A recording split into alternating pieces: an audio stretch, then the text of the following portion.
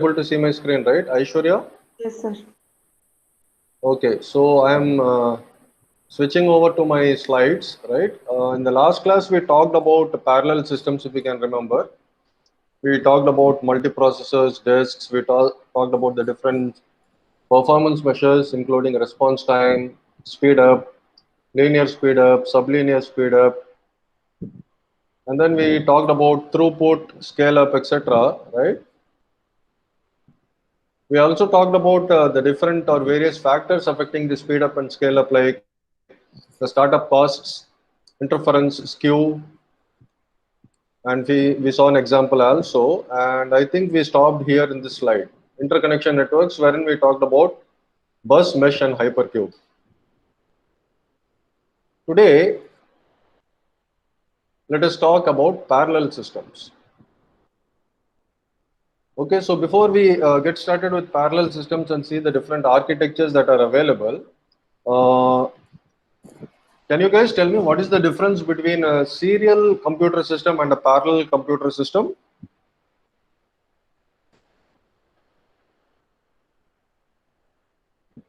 What do you mean by a serial computer? Or when you say sequential, serial, all mean the same thing. So essentially, this relates to computing also, serial computing or sequential computing. And when you say parallel computing, what do you guys generally feel?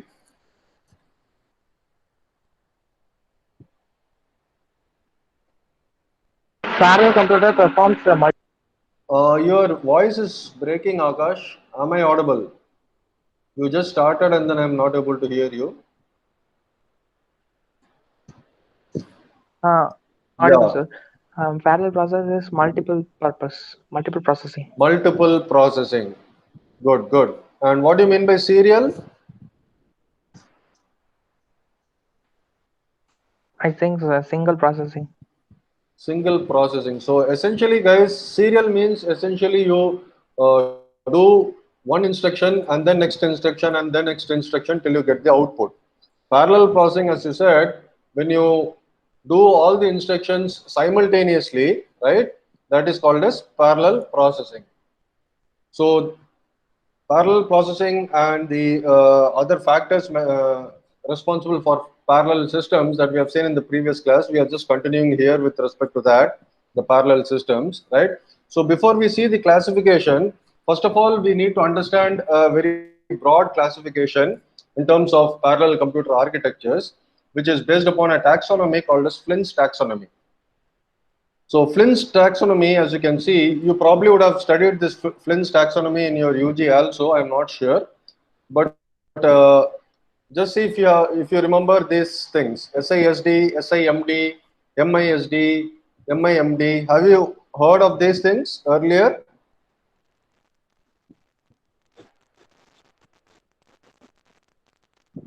Did you study these topics in your UG computer architecture or organization? Yes, sir. But do you remember or forgot? Forgot. Sir. Forgot. So, okay, so let us have a kind of refresher or let us recall these aspects because they are one of a very great way or important way to categorize or classify your parallel computer architecture. So the first one is SISD. So this classification, guys, there are totally four. We are starting with the first two. This classification is based upon the instruction streams and the data streams, hence the name IND, instruction stream and data stream. So when I say like instruction stream and data stream, it is like how much of instruction can your particular computer execute at the same time, right? And how much of data it can take or operate. So that is instruction and that is data, right? So SISD essentially means single instruction, single data, or single instruction stream or control stream and single data stream. So essentially, if your computer architecture is based upon this architecture or SISD architecture, you mean that your computer is essentially serial kind of, right? So it takes single instructions and works on a single data stream. So that is SISD. And SIMD is single instruction, multiple data. So this is essentially like parallel processor wherein you may have a system with multiple cores, right, with multiple processors, and each processor essentially, again, it executes on a single instruction only, although you have got multiple processors, but it operates on multiple data. So this is again widely used and very popular architecture that is used in computer systems, right? Wherein you can think of examples like image processing and other stuff, and systems that make use of graphical processing units or GPUs, right? Typically make use of this kind of architecture, single instruction, multiple data. So the same instruction is parallelly applied to multiple data streams. So that is SIMD. So I repeat, SISD stands for single instruction, single data streams, and SIMD stands for single instruction, multiple data streams. Understanding, guys, these two? Yes, sir. Yes, sir. Okay.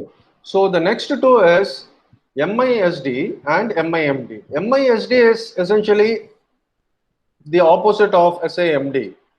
Okay, so here also you make use of multiple processors, but the difference is, right, this time in this kind of architecture, you operate on multiple instructions, right, but a single data set. Okay, so this kind of architecture or computer systems, when you compare it with SIMD systems, right, this is not very much popular because see, I think you can make a guess, right? So you have got multiple instructions that are processed by the co-processors, right? But they all operate on the same data set. So the kind of applications that you may think of using this kind of architecture is kind of limited when compared to applications that you can do using SIMD architecture. All right, so that is SIMD and then MISD. And then finally, we have got something called as MIMD. So can you MD, as we have seen SISD, SIMD, MISD. Now you can guess what is MIMD.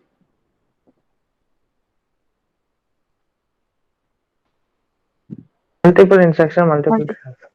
Fantastic. So it is exactly correct. It is multiple instructions, multiple data streams, right? So multiple instruction streams and multiple data streams. So this is the most widely and popular architecture used in computer systems, wherein your processors execute multiple instructions on multiple data sets. All right, so these are the four different classifications based upon the Flynn's taxonomy for computer parallel architectures. And again, as we can see here, MIMD can be further subcategorized into SPMD and MPMD. Can you guys make a guess? What is SPMD? Any guesswork? Single processor. Okay, single processor and Multiple data streams. Data. okay, so when you say single processor, multiple data streams, see, first of all, SPMD and MPMD both are subcategories of MIMD. So essentially, it is a multi-instruction, multiple data stream architecture. So when your guess is like single processor, multiple data stream, can I ask you a question? Then what is the difference between SPMD and SISD? Here it is single instruction, single data stream. So as per the definition of single instruction, single data stream architecture, I also said that it makes use of a single processor. SISD essentially makes use of a single processor only. There is no multiple processors in SISD. So as per your expansion, this is overlapping, right? It is exactly the same. Single processor, single instruction, it is exactly the same. Any other guesswork for P apart from processor? So processor is wrong. It is not processor.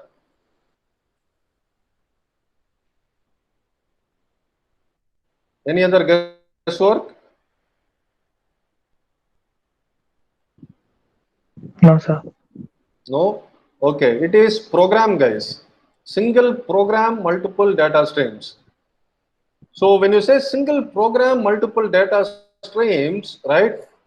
Again, it is little bit overlapping with SISD, but it is different, guys. It is not the same as SISD. First of all, this subcategory is a kind of MIMD. So first of all, it is not SISD, but since we have the expansion as single program, multiple data streams, essentially what you have is you have again multiple processors only in this particular architecture with SPMD, but all these processors, guys, will kind of share a copy of the same program. You will have a particular program, and that particular program's copy will be available to all the processors, and all these different processors will execute the same copy of that particular program at once on multiple data streams.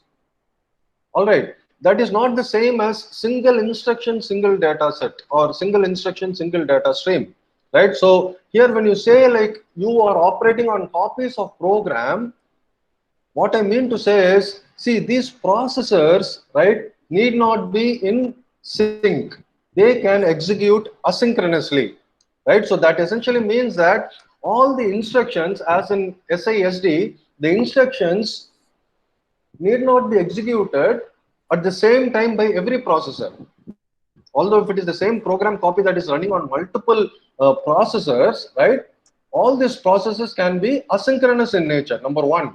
Okay, and number two, you may have a doubt, okay, like what is the point, like if you have the same copy of a program running in multiple processors, they can operate on different data. Each processor can operate on different data, number one, right? Number two, typically when you have such a kind of architecture or such a kind of program or programs, right, what essentially will be happening is these programs will be designed so that they have a kind of what you say, like control flow logic that branches to some other task depending upon some conditional, right? So essentially these programs will have some conditional flows built into it, right? So that depending upon the condition, certain part of the program is executed by a particular processor, right? So what, in a nutshell, I would like to say that you have multiple programs, essentially copies of the same program, right? So you have multiple copies of the same program running across different processors, and every processor will execute a particular so-called task for a particular data stream, right? And all this execution need not happen in a synchronous manner. All this will be happening in a asynchronous way. Understanding, guys? Yes, sir. So that is called a sorry, that is called a single program, multiple data streams. Now this should be an easy guess. MPMD means? Multiple program, multiple data. Fantastic. It is multiple programs, multiple data sets. So now here in this particular kind of architecture under MIMD, you have got separate different programs that get executed by each processor and that work on different data streams, right? So this MPMD architecture typically works on the concept of your master slave relationship. Essentially what you will be having is you will have a single master and you will have multiple slaves, and all these multiple slaves will be doing different kinds of tasks. And what will essentially happen is your master, right, will essentially control all the slaves. It will give the instructions to all the slaves, and slaves will do all the necessary work and return the result back to the master. All right. So that is the concept behind MPMD. So inside MIMD, you have SPMD and MPMD. Understanding, guys? Yes, sir. Yes, sir. Okay, so now continuing our discussion under parallel architectures, right? What is the other important concept we need to understand? We talked about the different architectures, SIMD, MISD, right? MIMD and all. Now the other important concept that you need to keep in mind is with respect to the memory, right? Now, even if you have a very great system with many processors, hundreds or thousands of processors, right? The system is not very useful if it is not efficient in handling the memory, right? So that is the next concept. So that is the second most important concept, which is with respect to memory. So when you take memory into account, we have got certain classification available that you need to keep in mind. The first one is called as shared memory, right? Shared memory is also sometimes related with UMA and SMP, right? Now, what is UMA and SMP? Any guesswork, or have you studied? No, sir. Okay, guys. So Okay, I will come back to this UMA and SMP after we talk about shared memory so that you can have a better understanding. Now, shared memory, as we can see in this particular diagram, right? You have different processors, right? And disks, right? And memory available in the entire system. But what happens is all these different processors, right, make use of a single memory. Right now, this memory itself might be available in separate disparate locations, or they might be available in a particular manner, right? But the point here to keep in mind is all these processors, right, share this particular memory, right? They see a single space, right? So whatever happens here is seen by all other processors, right? Think of this particular concept as your shared whiteboard, right? So you have a particular whiteboard and many people make use of the whiteboard to represent their ideas, right? So the whiteboard is a shared thing. So have a mental visualization of a shared whiteboard whenever you see shared memory, right? So your memory is one global address space. Think of your memory as a one global address space which is shared by all your processors, right? And all your processors are interconnected by your what is called as a system bus. This is your system bus or your memory bus. All right, so that is called as shared memory. Now, because of this particular idea of using a shared memory, right, this is also referred to as UMA or Unified Memory Access, right? So since all the processes access the memory at almost the same time, right, or essentially at the same rate, right, it is called as uniform memory access, right? So the rate of access is almost the same with respect to all the processors, right?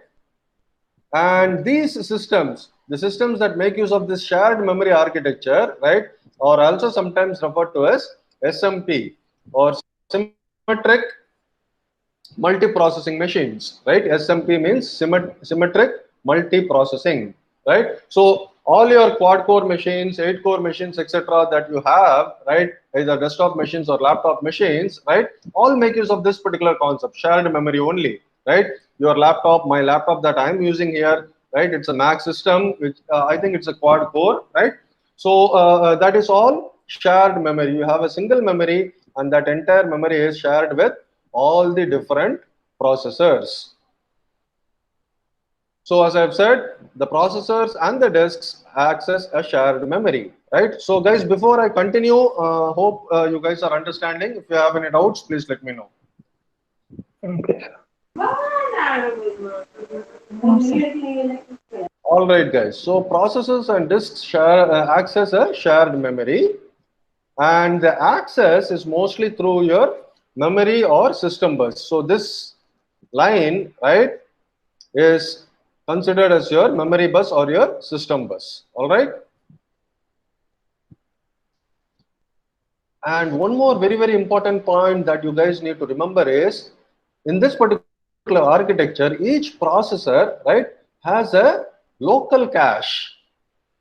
Okay, each processor, as you can see here, has got a local cache or a cache memory. Okay, now because each processor has a local cache, right? One thing which is very important is, right, cache coherency should be maintained, right? Which is one of the biggest challenges in shared memory, right? And typically speaking, when you say cache coherency is taken care of by the hardware only, but please keep this in mind as well, right? Cache coherence is a challenge and cache coherency must be maintained, right? Before I continue, can you guys just tell me what is cache coherency?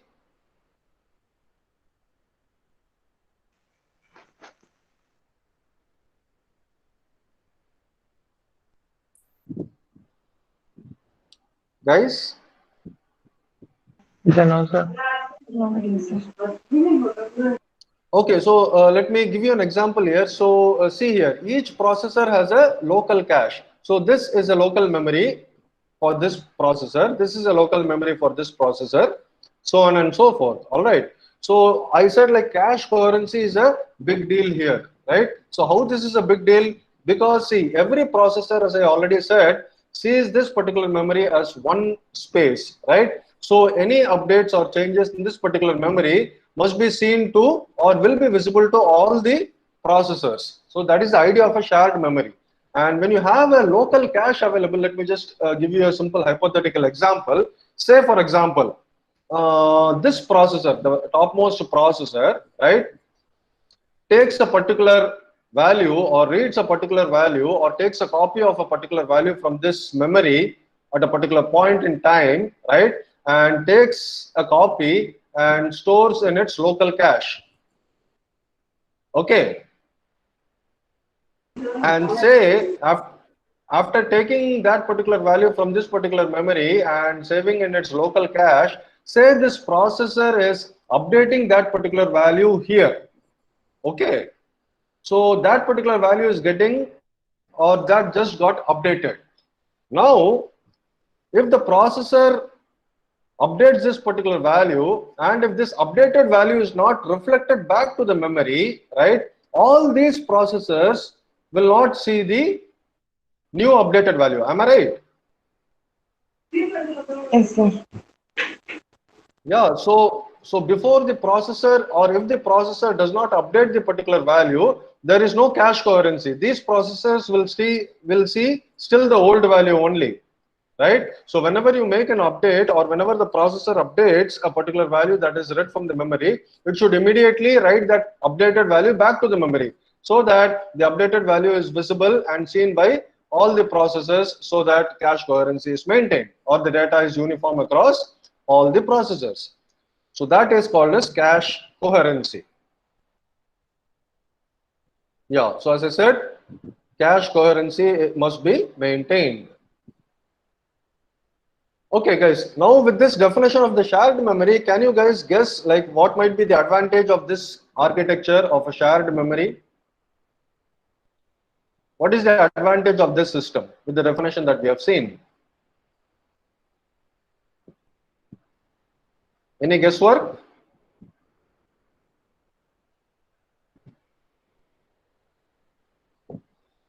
See, the first and foremost advantage is, right, the communication between the processors is very, very fast. Do you accept this? How do you say the communication between the processors is very, very fast?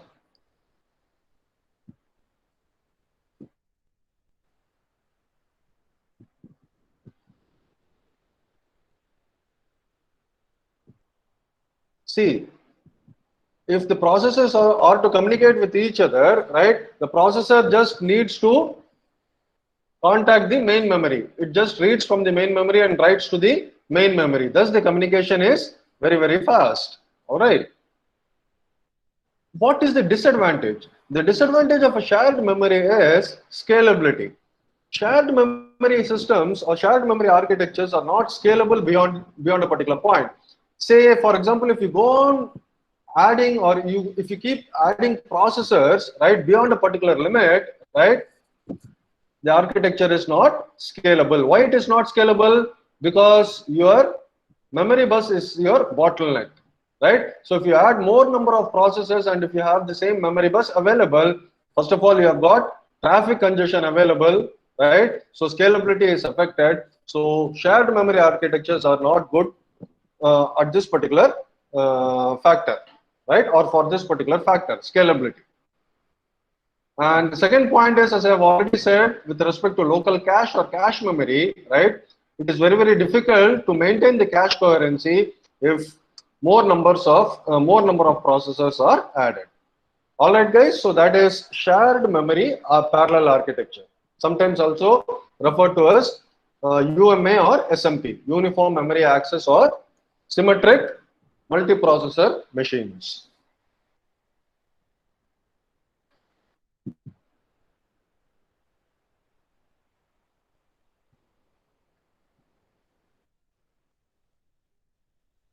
The next architecture is shared disk architecture, right? In a shared disk architecture, as you can see here, you have multiple processors, but this time these processors have their own local memory available, right? They all share the common disk, again through the common bus system or your memory bus.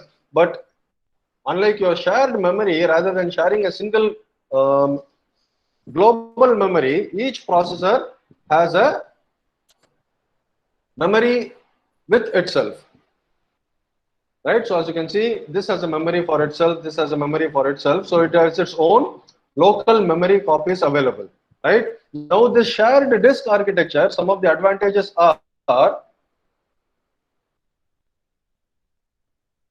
it is much more scalable than shared memory, right? As your memory bus is now not a bottleneck, right? It is much more scalable than your shared memory because each processor has got its own memory, right?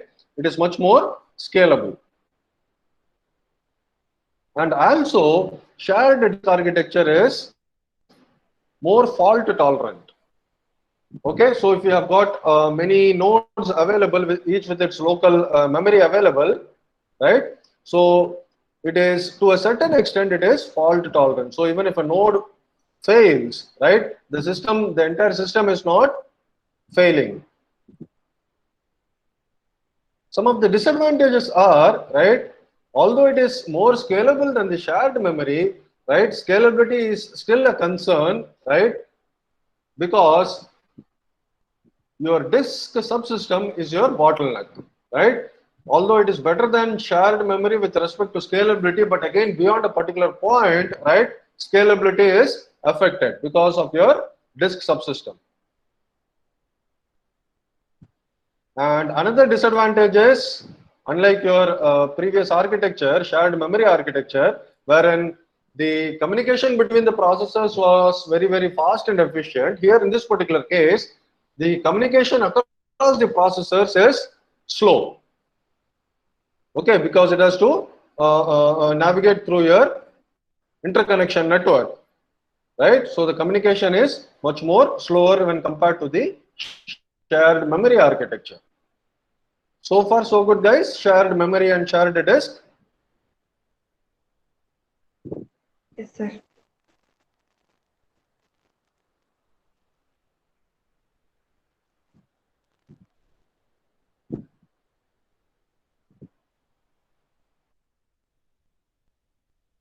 Okay, the next architecture is shared nothing architecture, right? In a shared nothing architecture, as you can guess, right, nothing is shared, right? So as you can see in this particular diagram, each processor has its own memory and also its own disk, right? It is similar to a distributed system. It is not essentially, or what can I say? Like as you can see here, as I said, it is similar to a distributed system because every system is independent on its own. Okay, so every system has its own local memory, right? Its own disk access or its own disk, right? So your shared disk also your shared disk also had your own memory, but your disk was shared. But here, both disks and memory are tied to a particular processor. So every processor has its own memory and disk, right? So processors are independent with memories and disks, right? And the access is mostly through high-speed interconnection network. So as I said, like think of this like a kind of distributed system. We'll talk more about distributed systems later, right? You make use of high-speed interconnection network to talk or for communication between the different processors, right? And unlike your shared memory and shared disk, right? Your memory is not here essentially shared. The memory is not essentially shared, right? So each processor has its own local memory available, and if a processor wants to communicate the state of a particular memory or a state of a particular variable or whatever to some other processor, right?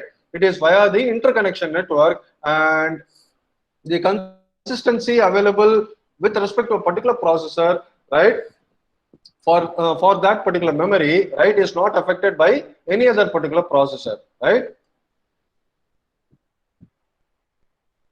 So that is shared nothing, right? And the bracket I have put DM, right, sometimes referred to as distributed memory as well.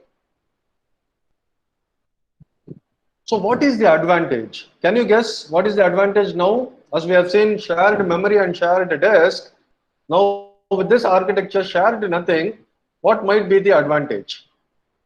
Any guesswork?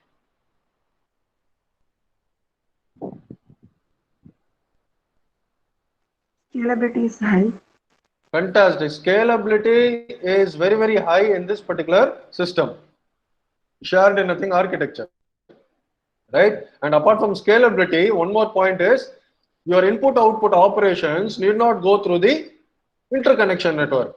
Unlike your previous case, right, where this was not the case, here in this particular case, your input output operations need not go through the interconnection network because your processors are directly tied with your local memory and your local disk, right? So most of the input output operations happen within this particular domain itself, right, where the processor is available.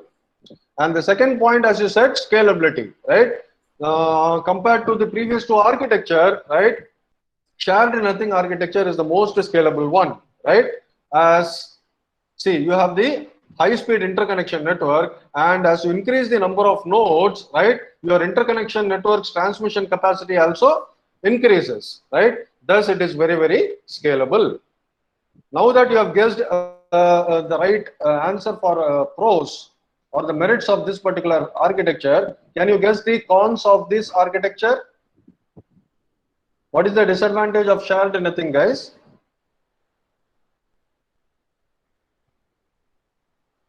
Or what might be the disadvantage? Guess. Speed. Speed. Yes, definitely it is speed because you have got interconnection network available and inter-process communication are not as fast as shared memory. It is correct, right? So slower communication across processors. All right. So this is shared nothing.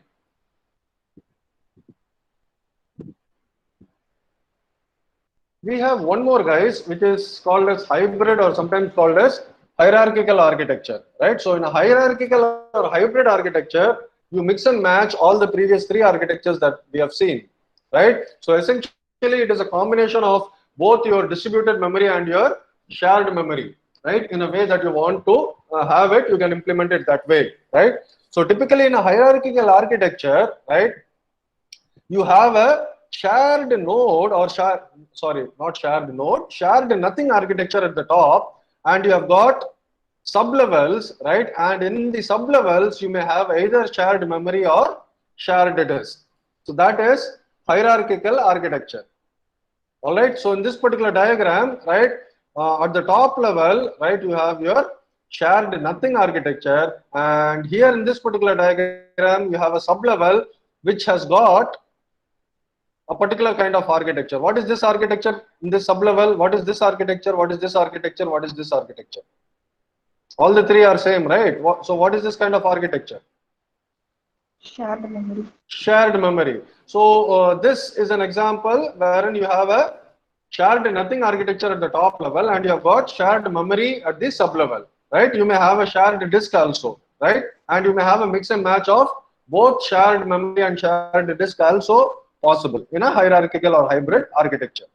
So as I've said, it is a combination of shared memory, shared disk, and shared nothing architecture. And as I've already said, your shared nothing is at the top level and you have got the other two at the sublevels. Understood, guys? So this is all about parallel systems, right? And your Flint's classification, wherein you categorize your computer based upon your hardware or processors. And we have got, or we have seen, the classification based upon the memory, right? So typically we have seen your shared memory, shared disk, shared nothing, and hybrid architecture. Clear?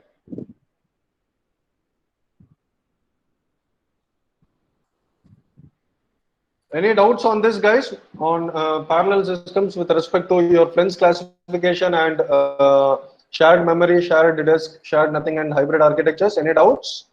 No, sir. Okay. Okay, guys. So today, let us stop here and wind up the session. And in the next class, let us understand distributed systems. All right, guys. Okay, sir. Okay. Okay, sir. All right then. So let me stop sharing my screen.